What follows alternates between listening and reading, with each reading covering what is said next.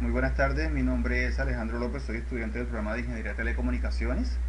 Este es mi documento de identificación y hoy vamos a hablar sobre el curso de electromagnetismo, donde vamos a tocar el tema de las leyes de Faraday, que nos permite a nosotros experimentar eh, con estos laboratorios de inducción.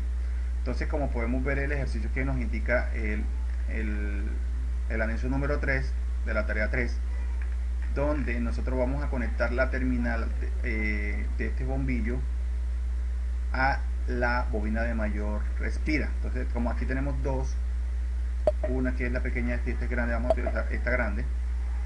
Ella nos va a indicar a nosotros que debemos introducir el imán dentro de la bobina, recordando indicar los registros observados y proponer explicaciones razonables.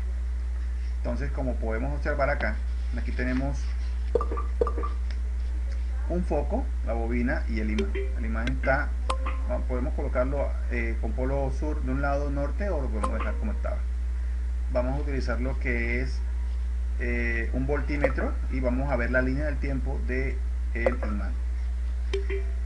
Bueno, entonces nosotros podemos observar que cuando vamos a quitar mejor esto, vamos a dejarlo así.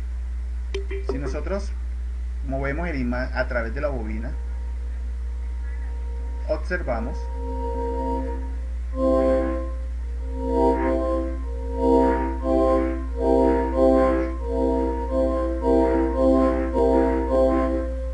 aquí podemos observar cuando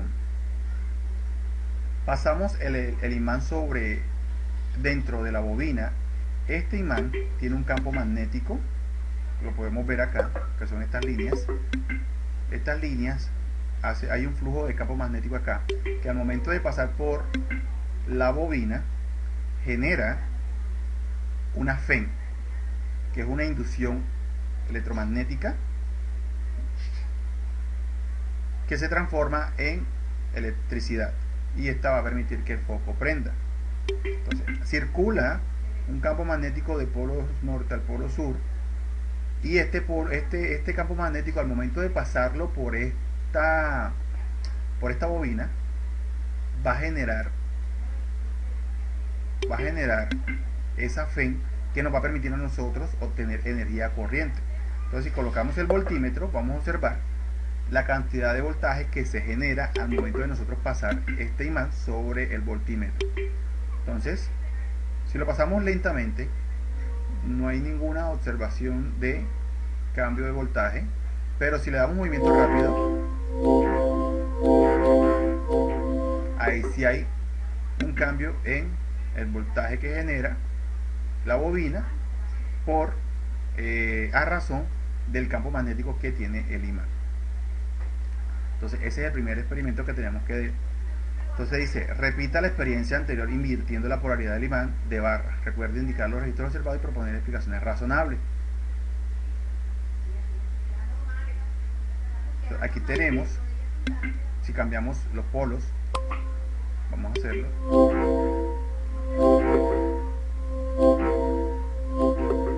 Mira, si yo coloco el polo sur de este lado, hacia donde se genera el voltaje positivo, ahora si cambio y pongo el polo norte, el voltaje cambia acá, el voltaje va a ser hacia el lado negativo.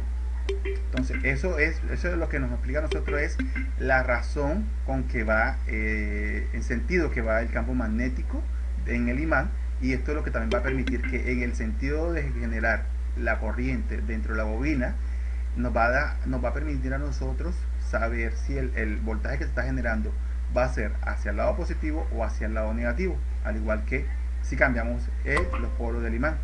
Miren, observamos que si el polo sur se coloca, pasa para primero, el voltaje va a medirse pero del lado positivo. Si lo cambiamos a negativo, el voltaje va para el lado negativo. ¿Por qué? Porque la circulación del campo magnético que genera el imán influye en el proceso que se desarrolla cuando introducimos el imán dentro de la bobina, al generarse la corriente eléctrica. Así como va el campo magnético en una dirección, también la corriente se genera en esa dirección. Entonces esta es una explicación razonable de los experimentos de inducción. Muchas gracias.